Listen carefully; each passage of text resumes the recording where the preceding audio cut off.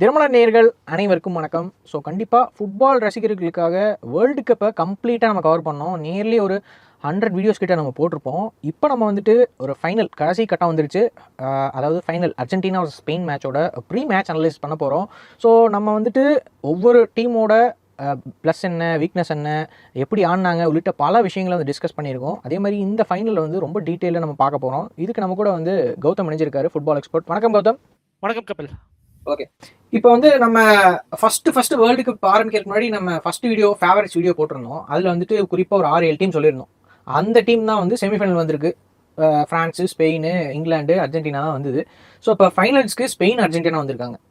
So நம்ம அதிகமாக France தான் வரும்னு எதிர்பார்த்தோம். இந்த சைடு வந்து அர்ஜென்டினா வருமா என்னங்கிறது கொஞ்சம் சந்தேகமாக தான் இருந்தது. ஏன்னா அவங்க விளையாண்டதெல்லாம் அந்த மாதிரி இருந்தது. இப்போ அர்ஜென்டினா, ஸ்பெயின், ஏன்னா ஃபர்ஸ்ட் மேட்ச் ஸ்பெயின் ஆடும்போது கேப்போட ட்ராப் பண்ணதுலேயே வந்து ஸ்பெயின் வந்து வருமா வராதா அந்த சந்தேகம்லாம் வர ஆரம்பிச்சிருச்சு. அர்ஜென்டினா நாக் அவுட்டில் கொஞ்சம் சொதப்பினாங்க. அதனால் அர்ஜென்டினா வருமா வராதான்னு நினச்சிட்டு இருந்தோம். இப்போ 2 டீமும் வந்திருக்கு ஃபைனல்ஸில்.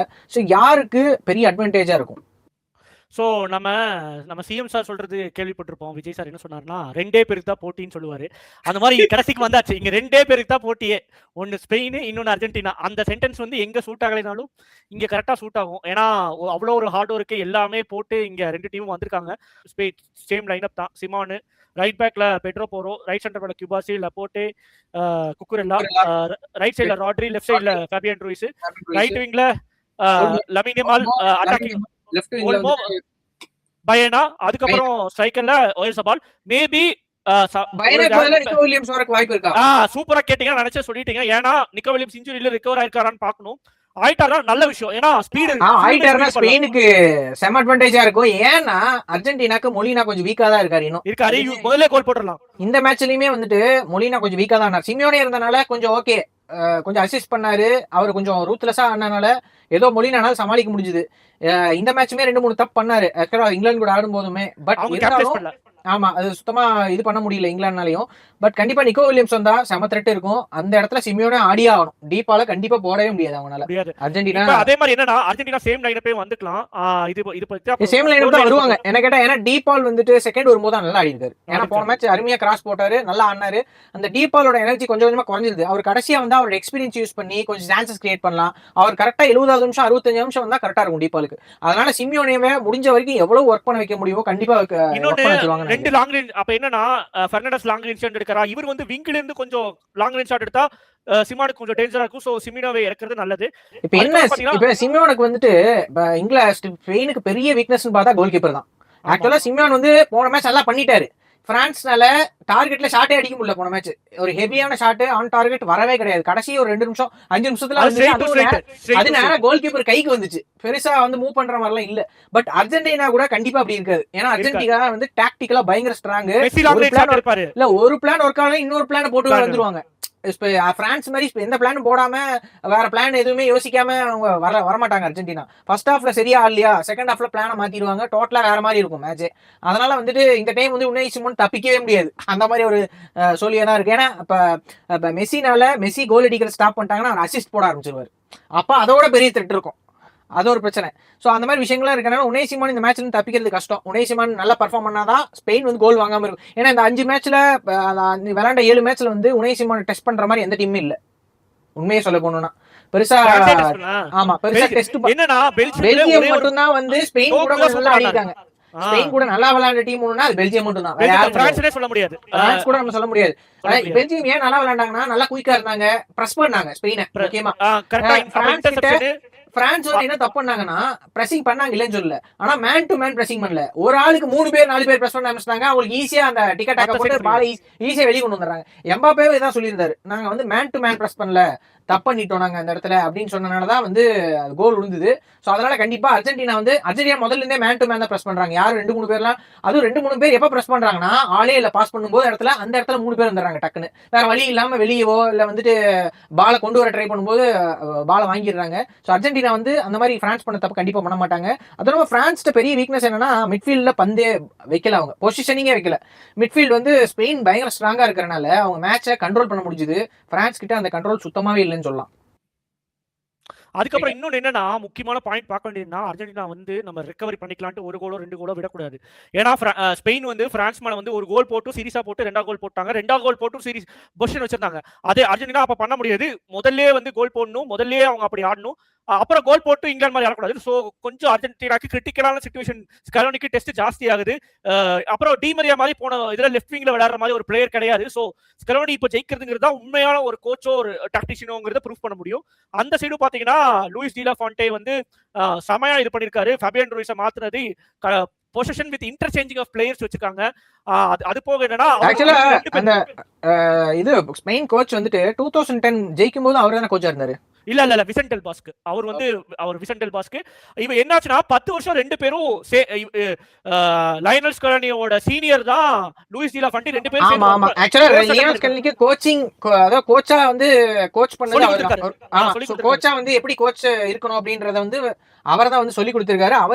அவருமே வந்து இந்த அர்ஜென்டினா இங்கிலாந்து மேட்ச் முன்னாடி எங்களுக்கு அர்ஜென்டினா தான் வரணும், ஏன்னா ஸ்கலோனி வந்து எனக்கு நல்ல நெருங்கிய நண்பர், அவர் வந்தா நாங்க சந்தோஷமா இருப்போம், ஒரு ஃபைட்டிங் நல்லா இருக்கும் அப்படின்ற மாதிரி எதிர்பார்த்தாங்க. கரெக்டா அர்ஜென்டினா உள்ள வர்றாங்க. சரி, இப்போ ஸ்பெயின் படி பார்த்தோம்னா என்ன டாக்டிக்ஸ் இருக்கும்? ஏற்கனவே யூஸ் பண்ண பிரான்ஸ் கிட்ட யூஸ் பண்ண அதே டாக்டிக்ஸ் தானா?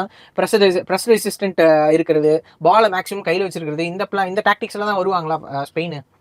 எனக்கு தெரிஞ்சு 4-2-3 வந்தா யூஸ் பண்ணுவாங்க. ஒரே ஒரு ஆப்ஷன் வந்து நிக்கோ வில்லியம்ஸ் தான். சப்போஸ் நிக்கோ வில்லியம்ஸ் தான் கவுண்டர் அட்டாக் ஃபாஸ்ட் ஆகும் ஒண்ணு.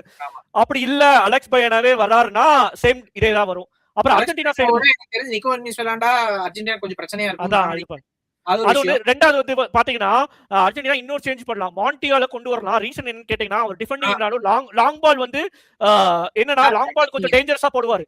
கீப்பருக்கும் ஆக்சுவலா அவர் செகண்ட் ஹாஃப்ல வந்து நல்லா ஆடி இருக்காரு மாண்டியல். நல்லா இருக்காரு. எடுத்துட்டு மாண்டியல் ட்ரை பண்ணலாம், மொலினா வேணா செகண்ட் ஹாஃப்ல அனுப்பலாம், ஒண்ணும் தப்பு அனுப்பலாம். ஏன்னா அவர் வந்து ஃப்ரெஷா யோசிப்பாங்கன்னு நினைக்கிறேன். ஸ்கலோனி கண்டிப்பா யோசிச்சு மாண்டியல் அனுப்புறதுக்கான வாய்ப்பு இருக்கு நான்.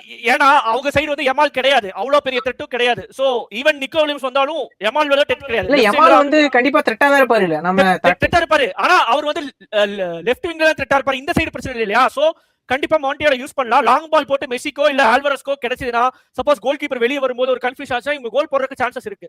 சோ அதனால வந்து என்னன்னா மாண்டியால யூஸ் பண்ணலாம். சோ இந்த மாதிரி டாக்டிக்ஸ் எல்லாம் சேஞ்ச் பண்ணிட்டு வந்தாங்கன்னா அர்ஜென்டினாக்கும் கொஞ்சம் அப்புறம். அர்ஜென்டினாக்கு பெரிய அட்வான்டேஜ் என்ன அப்படின்னு நான் பாக்குறேன்னா, நீங்க வந்து அர்ஜென்டினாவை பிளாக் போட்டு நிறுத்தலாம், தப்பு கிடையாது. நீங்க லோ பிளாக் பண்ணி கூட நிறுத்தலாம். ஆனா லோ பிளாக் பண்ண என்ன பண்ணிடுறாங்க? கிராஸ் போட ஆரம்பிச்சாங்க. பயங்கர ஸ்ட்ராங்கா இருக்காங்க. ஏரியல் டியூல்ல வந்துட்டு பயங்கர ஸ்ட்ராங்கா இருக்காங்க. ஸ்பெயின் அதை ஸ்டாப் பண்ணுமா? அது ஒரு கேள்வி. ஏன்னா ஸ்பெயின் ஏரியல் டியூல்ல தெரியுமா என்ன இதுனா குபாசி லாபோர்ட்டா 2 பேரும் ஏரியல் டியூல் நல்லா தான் பண்ணிருக்காங்க. பட் அர்ஜென்டினாங்கும் போது கண்டிப்பா வேற. அது நம்ம பிரான்ஸ் மாதிரி அர்ஜென்டினா கிடையாது. ஏன்னா பிரான்ஸ் வந்து ஏரியல் டியூல்லாம் பெருசா வந்து கோல் போடுற ஆள்லாம் கிடையாது. ஹெட்டிங்ல கோல் போடுறது, கிராஸ் வந்து ஏரியல் கிராஸ் எல்லாம் கொடுக்கறது பிரான்ஸ்ல யாரும் கிடையாது. பிரான்ஸ்ல வந்துட்டு பாசிங் பண்ணி உள்ள போய் அடிக்கிறது, இல்லைன்னா வந்து த்ரூ பால் போட்டு உள்ள போறது, அதுதான் வந்து பிரான்ஸ் அதிகம் கான்சென்ட்ரேட் பண்ணுவாங்க. பட் அர்ஜென்டினா வந்து த்ரூ பால் போடுவாங்க, கிராஸ் போடுறதும் அவங்களால முடியும்.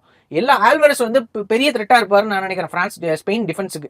ஏன்னா ஆல்வரஸ் வந்து ஸ்பீடா ஓடக்கூடியவர், த்ரூ பால்லாம் கிடைச்சா ஃபினிஷ் பண்ணிடுவார். அதுதான் ஃபினிஷிங் வந்து அவர்கிட்ட ரொம்ப நல்லா இருக்கும். ஸோ அதனால கண்டிப்பா மெஸ்ஸியா இருக்கட்டும் இல்ல ஆல்வரஸா இருக்கட்டும் பெரிய ஸ்பெயினோட டிஃபென்ஸ் பெரிய த்ரெட்டா இருப்பாங்க. இது வரைக்கும் அவங்களுக்கு சேலஞ்சே வரல. ஆனா கண்டிப்பா அர்ஜென்டினா மூலியமா பெரிய சேலஞ்ச் இருக்கு, அதுல டவுட்டே கிடையாது. இது ஒண்ணு. அதுக்கப்புறம் என்னன்னா ஸ்பெயினை வந்து ஃபுல்லுமே பொசிஷன் வச்சிருக்க விடக்கூடாது. அப்பப்ப கொஞ்சம் இன்டர்செப்ஷன், இவங்க கவுண்டர் அட்டாக் இடையில. நான் என்ன நோட் பண்ணேன்னா, ஆக்சுவலா ஸ்பெயினுக்கும் அர்ஜென்டினாக்கும் பொசிஷனிங் பார்த்தோம்னா இந்த டோர்னமெண்ட்ல அர்ஜென்டினா 61னா ஸ்பெயின் 63, பெரிய டிஃபரன்ஸ் கிடையாது. அதுவும் இல்லாம இந்த வேர்ல்டு கப்ல அதிக பாஸ் போட்டது அர்ஜென்டினா தான். பொசிஷனிங், அதாவது பொசிஷனிங்கறதோட அதிக பாஸ் போட்டது அர்ஜென்டினா. ஸ்பெயினோட அதிக பாஸ் போட்டிருக்காங்க. அது ஆப்போனன்ட் ஈஸி இல்ல, அது இல்லாம அர்ஜென்டினா 2 மேட்ச் வந்து எக்ஸ்ட்ரா டைம் போனாங்க. அதெல்லாம் இருக்கு. பட் பெரிய டிஃபரன்ஸ் இல்ல. ஏன்னா 2 டீம் ஆடுறதுக்கு பார்த்தோம்னா பொசிஷனிங் வைஸ் பெரிய டிஃபரன்ஸ் கிடையாது. சோ பொசிஷனிங் கண்டிப்பா பிரான்ஸ் கிட்டயே வந்து ஸ்பெயினுக்கு பொசிஷனிங் 51, 48, 59 அந்த மாதிரி தான் இருந்தது. பெரிய டிஃபரன்ஸ் இல்ல. அது என்ன ரீசன்னா அவங்க 2 கோல் போட்டு நீ பால வச்சு கொண்டு விட்டுட்டாங்க. அதே அப்ப என்னன்னா சோ இப்போ என்ன பாத்தீங்கன்னா 0-0 இருக்கும்போது அப்படி வைக்க முடியாது. சோ இதனால தான் அந்த டிஃபரன்ஸ் வருது. இப்போ இங்கிலாந்தே பாத்தீங்கன்னா அவங்க 1 கோல் போட்டதுக்கு அப்புறம் தான் பொசிஷன் கொடுத்தாங்க. அதனால தான் ஸ்பெயின் இங்கிலாந்து மேட்ச்ல கோல் போட்டதுக்கு அப்புறமும் ஸ்பெயின் கிட்ட பால் இருந்தது. கடைசி ஒரு 5ல இருந்து 10 நிமிஷம் மட்டும் தான் பிரான்ஸ் கிட்ட கொஞ்சம் அதிகம் பால் போச்சு. மத்தபடி மேட்ச் 90% மேட்ச்ல வந்து ஸ்பெயினும் பால் வச்சிருந்தாங்க, ஈக்குவலா தான் வச்சிருந்தாங்க. கடைசி ஒரு 5 to 10 மினிட்ஸ் தான் வந்து பிரான்ஸ் 2-3 ஷாட் அடிக்க ஆரம்பிச்சாங்க, லாங் ஷாட் எல்லாம் ட்ரை பண்ணாங்க, இந்த மாதிரி ட்ரை பண்ணாங்க. அப்ப ஃபுல் பிளாக் போயிட்டாங்க. ஏன்னா அதுதான் 2 கோல்ஸ் போட்டு அதுதான் பண்ணுவாங்க எல்லா டீமும் கண்டிப்பா. பட் இந்த மேட்ச்ல வந்துட்டு 2 பேருமே வந்து பிரஸ் ரெசிஸ்டண்டா தான் இருந்தாங்க. ஏன்னா அர்ஜென்டினா வந்துட்டு அதுக்கு முன்னாடி செமிஃபைனல் மேட்ச் முன்னாடி வரைக்குமே வந்து பிரஸ் ரெசிஸ்டன்ஸ் கொஞ்சம் கம்மியா இருந்த மாதிரி இருந்தது. ஆனா இங்கிலாந்து கூட ஆடும்போது டோட்டலா வந்து டீமே ஒரு டிஃபரெண்ட் வேற லெவல் டீம் மாதிரி ஆயிடுச்சு. விளையாடுற பிரஸ் ரெசிஸ்டண்டா இருந்தாங்க. அதுவும் இல்லாம பால் வந்துட்டு அவ்வளவு மிஸ் பாசஸ்லாம் அவ்வளவு கிடையாது. இங்கிலாந்து கூட ஆடும்போது கிராசஸ் நிறைய போட்டாங்க. இந்த மாதிரி எல்லா விதமாவும் வந்து அர்ஜென்டினா கிட்ட எக்ஸ்பீரியன்ஸ் இருக்கு. என்னதான் கோல் போட்டாலும் கம்பேக் பண்ண முடியும். ஆனா ஸ்பெயின் கிட்ட கோல் போட்டா கம்பேக் பண்ணுவாங்களா? அது வந்து இன்னுமே அவங்க கிட்ட இன்னும் டெஸ்ட் பண்ணவே கிடையாது. மேபி அர்ஜென்டினா வந்து ஃபர்ஸ்ட் ஒரு நிறைய லீக் மேட்சஸ்லாம் வந்துட்டு கோல் போட்டாங்க. லீக் மேட்சஸ் தான் ஃபர்ஸ்ட் கோல் போட்டாங்க. பட் இந்த மேட்ச் எல்லாமே வந்துட்டு எதிர் டீம் கோல் போட்டு கம்பேக் பண்ணி வந்துட்டாங்க. ஆனா ஸ்பெயின் கிட்ட வந்து அந்த மாதிரி கோல் போட்டு திருப்பி கம்பேக்லாம் இது வரைக்கும் ஆகவே இல்லை. அதுவும் இல்லாமல் ஸ்பெயின் போட்ட கோல் மொத்தம் 13 கோல் தான். ஆனா அர்ஜென்டினா 19 கோல் போட்டிருக்காங்க. அதுவும் இல்லாம ஷாட்ஸ் அதிகம், கோல்ஸ் வந்து இப்ப சிங்கிள் இண்டிவிஜுவலா பார்த்தா மெஸ்ஸி அதிகம் கோல் அடிச்சிருக்காரு. அவங்க டீம்ல இண்டிவிஜுவலா பார்த்தா யாருமே பெருசா இல்ல. யாமின் யமாலே வந்துட்டு ஒரு கோல் தான் போட்டிருக்காரு, அசிஸ்ட் கூட இல்ல அவர்கிட்ட. சான்சஸ் கிரியேட் பண்ணி இல்ல. அது ரீசன் என்னன்னா இன்ஜுரி கொஞ்சம் த்ரெட்டா இருக்கு இல்லையா, எங்காச்சும் போய் வேணா அடிச்சு ஏதாச்சும் ஆயிடுச்சா, சோ சேஃபா விளையாண்டுவாங்க, இம்பாக்ட் இருக்கிற அளவுக்கு அந்த மாதிரி தான் லமீன் யமால். அதே தானே எல்லாத்துக்கும். இப்ப ஸ்பெயினுக்குன்னு பார்த்தா அர்ஜென்டினாக்கும் அதே தானே. மெஸ்ஸி இன்ஜுரி ஆயிடுச்சுன்னு பார்த்து விளையாடணும், அப்படி விளையாடல. மெஸ்ஸி வந்து ட்ரிபிள் பண்ணி உள்ள போவாரு. ஆனா இவர் வந்து கிராஸ் அந்த மாதிரி. இவருக்கு வந்து மெஸ்ஸி கிட்ட இருக்க அளவுக்கு ட்ரிபிளிங் இல்ல. லாமின் யமால்கிட்ட மெஸ்ஸிக்கு இருக்கிற அளவுக்கு ட்ரிபிளிங் இல்ல. பட் ஆனா ஸ்பீடு இருக்கு. ஏன்னா யங்ஸ்டர் இல்லையா, ஸ்பீடு கண்டிப்பா இருக்கும். ஓகே, பாப்போம் எந்த அளவுக்கு பெர்ஃபார்ம் பண்றாரு அப்படின்னு சொல்லி பாப்போம். எனக்கு தெரிஞ்சு அர்ஜென்டினாக்கு வீக்னஸ் அப்படின்னு பார்த்தோம்னா ரைட் சைடு மட்டும் தான் அர்ஜென்டினா வீக்னஸா இருக்கு. அது சிமியோனே ரைட் பேக். சிமியோனே இருக்கிறனால அதை மேனேஜ் பண்ண முடியும் அப்படின்னு நினைக்கிறேன். ஏன்னா அவர் கண்டிப்பா ஒரு ஃபர்ஸ்ட் 60 மினிட்ஸ் ஆடினாருன்னா அவருக்கு கொடுக்கக்கூடிய டைம் ஃபர்ஸ்ட் 60 மினிட்ஸ் இருக்கும். ஏன்னா டீப்பா கொண்டு வரது பெட்டர். அதுக்கு ஏன்னா அவர் கொஞ்சம் 60 மினிட்ஸ்ல கண்டிப்பா ரொம்ப ரிலன்ட்லெஸ்ஸா ஒர்க் பண்ணுவாருன்னு நான் நினைக்கிறேன். அந்த ஒர்க் ரேட் ரொம்பவே அதிகமா இருக்கும். ஏன்னா மெஸ்ஸியோட பிரஸிங்கே அவர் தான் சேர்த்து பண்ணுவார். லாஸ்ட் மேட்ச்ல அப்படிதான் பண்ணாரு. அப்ப எனர்ஜி சேவ் பண்ணி கொடுத்துட்டு போயிடுவாரு. ஆமா, எனர்ஜி சேவ், மெஸ்ஸியோட எனர்ஜி சேவ் பண்றதுக்கு சிமியோனே தான் கண்டிப்பா பிரஸ் பண்ணுவாரு. சோ அதுல வந்துட்டு கண்டிப்பா சிமியோனே அதுக்கு தான் கண்டிப்பா போடுவாங்க. ஏன்னா டீபால் வரமாட்டார், டவுட்டே கிடையாது. டீபால் போட்டா அது தப்பு. கண்டிப்பா அர்ஜென்டினா வந்து பண்ற பெரிய தப்பா இருக்கும். அது வந்து மேட்சே காஸ்ட் பண்ணிரும். அதனால சிமியோனே தான் வரணும். இப்ப இதுல வந்துட்டு வேற ஏதாவது சேஞ்ச் கொண்டு வரக்கான வாய்ப்பு இருக்கு அர்ஜென்டினால. நிக்கோ பாஸ் ஏதாவது கொண்டு வருவாங்களா, வேலண்டைன் பார்க்கோ, இவங்க லோ செல்ஸா வருவாரான்னு கண்டிப்பா சான்ஸே கிடையாது. ஏன்னா அவங்க என்னன்னா நீங்க சேஞ்ச் பண்ணனும்னா டீம் செட் ஆகணும் இல்லையா, ஒரு சேஞ்ச் அப்படிதான் 2 சேஞ்ச் தான் பண்ண முடியும். நிறைய சேஞ்ச் எல்லாம் பண்ணிட்டு டீம் செட் ஆனா வேர்ல்ட் இல்ல நான் என்ன சொல்றேன், அப்ப செகண்ட் ஹாஃப்ல வந்துட்டு சப்போஸ் ஸ்பெயின் ஒரு கோல் 2 கோல் போட்டாங்க, அந்த டைத்துல வந்துட்டு நிக்கோ பாஸோ இல்ல வேலண்டைன் பார்க்கோ யாராவது 1-2 பேர் புது பிளேயர் அனுப்புறதுக்கு வாய்ப்பு இருக்கான்னு கேக்குறேன். அப்ப என்னன்னா சப்போஸ் இப்ப லைனும் வந்துச்சு வச்சுக்கோங்களேன், போன மேட்ச் போட்டு சக்சஸ் ஆயிருக்கு உங்களுக்கு. சோ அதே மாதிரி தான் டாக்லியோஃபிகா எடுத்துருவாங்க, சிமியோனோவை எடுத்துருவாங்க. அதுக்கப்புறம் பாத்தீங்கன்னா இப்ப ஏன் வந்து அர்ஜென்டினா முதல்லயே வந்து 3-4-3 போக கூடாது? இல்ல இப்ப என்னன்னா 4க்கும் 3க்கும் 5க்கும் மாறுறதுங்கிறது அவ்வளவு ஈஸி கிடையாது. 3க்கும் 5க்கும் மாறிக்கலாம். உங்களுக்கு ரைட் விங் பேக் கீழ போட்டீங்கன்னா 5 ஆயிரும். ஆனா 3க்கும் 4க்கும் ஆடும்போது கொஞ்சம் டிஃபரன்சஸ் இருக்கு. ஓகேவா, அது அந்த மாறும்போது வந்து அவங்க என்ன ஆகும்னா செட் பண்றது அவ்வளவு இது கிடையாது. போன வருஷம் வேர்ல்ட் கப்ல அது பண்ணாங்க. என்னன்னா டீம்ஸ் எந்த டோர்னமெண்ட்ல எந்த ஸ்டேஜ்ல பண்றவங்க இருக்கு. சோ ஃபைனல்ல வந்து 3-4க்கு அப்படி ஈஸியா மாற முடியாது. ஓகே, பாப்பா எப்படியும் 4-4-2 அந்த ஃபார்மேஷன்ல தான் வரும். கிட்டத்தட்ட அர்ஜென்டினா 4-1-3-2 அந்த ஃபார்மேஷன்ல தான் கிட்டத்தட்ட வரும். கண்டிப்பா ஃபார்வர்ட்ல 2 பேர் தான் இருப்பாங்க. ஸ்பெயின் வந்து முதல்ல இருந்தே அதே ஃபார்மேஷன்ல தான் ஆடுறாங்க. அதனால பிரச்சனை இருக்கு. சரி, இந்த மேட்சோட ஸ்கோர் லைன் என்னவா இருக்கும்னு நினைக்கிறீங்க? யார் ஜெயிப்பா வேர்ல்ட் கப்? ஸ்பெயின் தான் சொல்லுவீங்க? இல்ல இப்ப நீங்க எல்லாமே அர்ஜென்டினா ரிட்டர்ன் பண்ணிருக்காங்க, எல்லாமே சொல்லுவோம். ஆனா ஸ்பெயின் அப்படி கிடையாது. செட் ஆகி வந்திருக்காங்க. எல்லாரும் இது நினைக்கிற மாதிரி இல்ல. 2-1, 1-0, 3-2 in favour of Spain. 3 score line சொல்றேன். அது டிபெண்டிங் ஆன் லைன் அப் பொறுத்து மாறலாம். அது இல்லாம மெஸ்ஸி ஃபேக்டர் வந்து 2 கோல் போட்டு திருப்பி 3 திருப்பிட்டாங்கன்னா அவ்வளவுதான், ஒண்ணும் பண்ண முடியாது. வேர்ல்ட் கப் ஃபைனல்லாம் சான்ஸே இல்லாத. எனக்கு தெரிஞ்சு மேபி 1 கோல் போட்டா கம்பேக் கொடுப்பாங்க. 2 கோல் போட்டா கொஞ்சம் கஷ்டம் தான். அதை வந்து கடைசி 10 நிமிஷத்துல கொடுக்கறது, இது ஈஜிப்ட் கூட கொடுத்த மாதிரிலாம் இன்னொரு டைம் கொடுக்க முடியாது. அதெல்லாம் வந்து வரலாற்றுல ஒரு மேட்ச் தான் நடக்கும். ஏன்னா வேர்ல்டு கப்லயே மொத்தமா 10 மேட்ச் கிட்ட தான் அந்த மாதிரி ஆயிருக்கு. கடைசி 10 நிமிஷத்துல கோல் போடுறதுலாம் அந்த மாதிரி எல்லாம் வந்து கண்டிப்பா விட மாட்டாங்கன்னு நினைக்கிறேன். கண்டிப்பா ஃபர்ஸ்ட் ஹாஃப்ல இருந்தே கொஞ்சம் டஃபா தான் இருக்கும். ஏன்னா 2 பேரும் ஈஸியா கோல். அதுவும் நம்ம ஸ்பெயின் கிட்ட வந்து நான் நோட் பண்ணேன்னா ஷாட்ஸ் ஆன் டார்கெட் ரொம்ப கம்மி. பிரான்ஸ் கூடயே ஷாட்ஸ் ஆன் டார்கெட் 2 தான். ஒன்னு வந்து பெனால்டி, இன்னொன்னு வந்து அந்த கோல். அவ்வளவுதான், ஷாட்ஸ் ஆன் டார்கெட் இல்ல. இப்ப இங்கிலாந்து கூட எடுத்துட்டோம்னா அர்ஜென்டினா ஷாட்ஸ் ஆன் டார்கெட் ஏகப்பட்டது, 7 ஷாட்ஸ் ஆன் டார்கெட். அதனால ஸ்பெயின் கிட்ட வந்து அவ்வளவு சீக்கிரம் கோலும் போட மாட்டாங்க, பால அதிகம் வச்சிருப்பாங்க. அதே கேப் வெர்டே கிட்டே அதே மிஸ்டேக் தான் பண்ணாங்க. பால பேக் பாஸ் போட்டு இப்படியே சுத்திக்கிட்டே சைட்ல பாஸ் போட்டுக்கிட்டே தான் இருந்தாங்க. சப்போஸ் கோல் போட முடியலன்னா ஸ்பெயின் அப்படிதான் பண்ணுவாங்க. பெருசா ஸ்பெயின் கிட்ட அட்டாக் பண்றப்போ இல்ல யாமின் யமால் கோல் போட மாட்டேன், அவர் உள்ளே விட மாட்டேன்றாங்க. ஒயர் ஜபால் வந்து இது வரைக்கும் இந்த நாக் அவுட்ஸ்ல கோலே போடல பெனால்ட்டியை தவிர. பைனா வந்து கோல் பெருசா அவர் போடுற ஆளு, கிராஸ் போடுற ஆளு, செட் பீஸ்ல அடிக்கிற ஆளு. சோ அதனால பெருசா கோல் போறதுக்கு ஸ்பெயின் ஆள் இல்ல. ஆனா அர்ஜென்டினாட்ட எது பண்றதுக்கும் ஆள் இருக்கு, பொசிஷனிங் ஆள் இருக்கு, டிஃபென்ஸ் ஆள் இருக்கு, அட்டாக் பண்றதுக்கு ஆல்வரஸ், மெஸ்ஸி இருக்காங்க, கிராஸ் போட்டா அதை ஹெட்டிங் பண்றதுக்கு ஆள் இருக்கு, எல்லாத்துக்குமே ஆள் இருக்கு. அதனால இந்த மேட்ச் அர்ஜென்டினாக்கு தான் ஒரு பாசிட்டிவா இருக்கும்னு நான் நினைக்கிறேன். ஸோ ஜெயிச்சா 2-1 இல்ல 3-2 அர்ஜென்டினா தான் ஜெயிக்கும். என்னோட கருத்து அதுதான். ஏன்னா ஸ்பெயின் வந்து பிரான்ஸ் ஈஸியா ஜெயிச்சிருக்கலாம். ஆனா அந்த ஒரு மேட்சை வச்சுட்டு யாருக்கு வேணா ஒரு மேட்ச் பேடா முடியும். இப்ப பிரான்ஸ் நெக்ஸ்ட் மேட்ச் விட்டு இப்ப வேர்ல்டு கப் முடிஞ்ச உடனே பிரான்ஸ் கூட ஸ்பெயின் ஆடுவாங்க, 4 கோல் போட்டுருவாங்க பிரான்ஸ். அதெல்லாம் சொல்ல முடியாது. டாக்டிக்ஸ் தெரிஞ்சிரும். இப்படித்தான் வந்து 2010 வேர்ல்டு கப்ல ஸ்பெயின் வேர்ல்டு கப் ஜெயிச்சாங்க. அர்ஜென்டினா கூட அடுத்த மேட்ச் 4 முட்டை. அதுக்கு என்ன சொல்றது, இதனை ஃபுல் டீம் ஆனாங்க ஸ்பெயின். அதெல்லாம் வந்து டே தான். டே யார் அந்த டேல யார் பெர்ஃபார்ம் பண்றாங்களோ வின் பண்ணுவாங்க. அது வந்து பிரான்ஸ் வந்து அன்னைக்கு மிஸ்டேக் பண்ணிட்டாங்க, அது தப்பு. இப்போ இங்கிலாந்து வந்து மிஸ்டேக் பண்ணிட்டாங்க, அது தப்பு. ஸோ அதெல்லாம் டே முடியும். ஒவ்வொரு நாளுக்கு அந்த டே வந்து யார் நல்லா இருக்கோ அவங்க தான். அதான் அந்த டேவை பர்ஃபெக்டா அவங்க யூஸ் பண்ணணும். அதுதான். அதனால ஸ்பெயின் தான் வந்து ஜெயிப்பாங்கன்றது என்னோட இது இல்லை. ஸ்பெயின் வந்து ஜெயிக்க மாட்டாங்கன்னு நான் நினைக்கிறேன். ஏன்னா அர்ஜென்டினா கிட்ட இத்தனை ஒன்று இப்போ சரியில்லைனாலும் பிளான் பி மாறுவாங்க. ஸ்பெயின் கிட்ட அதை பண்ண முடியாது. அட்டாக் பண்றதுக்கு ஆள் இல்லை, கோல் போடுற ஆள் கிடையாது. லாமின் யமால் இன்னும் ஃபார்ம்ல வரல. நீங்க பெருசா அந்த பார்சலோனா கார்ற மாதிரிலாம் லாமின் யமால் ஆடல. சோ அதனால வந்து ஃபைனல்ல திடீர்னு ஆடலாம் சொல்ல முடியாது. அதுக்கு ஒரு பிளான் வந்து அர்ஜென்டினா வச்சிருப்பாங்க. அதனால இப்ப டேலியோ ஃபிகோ வந்துட்டு குயிக்கா ஓடுறவர் தான், பயங்கர குயிக்கா இருக்கவர் தான் விங்ல. ஸோ அதனால அவரை ஸ்டாப் பண்ற கூட வாய்ப்பு இருக்கு. எக்ஸ்பீரியன்ஸ் அதிகம். அதனால சின்ன பையன் இன்எக்ஸ்பீரியன்ஸ் ஒரு ஃபர்ஸ்ட் வேர்ல்டு கப் ஆடும்போது எல்லாமே பண்ணிட முடியாது யாராவது.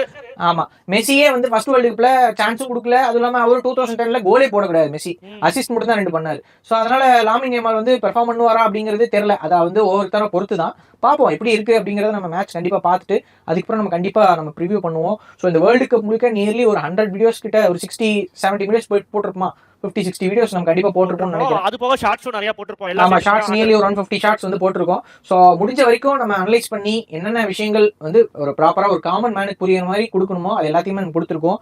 ஸோ தொடர்ந்து இணைந்தீர்கள். இதே மாதிரி ஸ்போர்ட்ஸ் வீடியோ நம்ம நிறைய பண்ண போறோம். ஃபுட்பால் மட்டும் இல்ல, கிரிக்கெட், வாலிபால், டேபிள் டென்னிஸ் இந்த மாதிரி ஏகப்பட்ட வீடியோஸ் நம்ம பண்ண போறோம். ஸோ தொடர்ந்து இந்த சேனல் இணைந்தீர்கள். இதே மாதிரி நல்ல வீடியோ நெக்ஸ்ட் டைம் சந்திப்போம். until then bye from Kapil Murugesh and Gautham.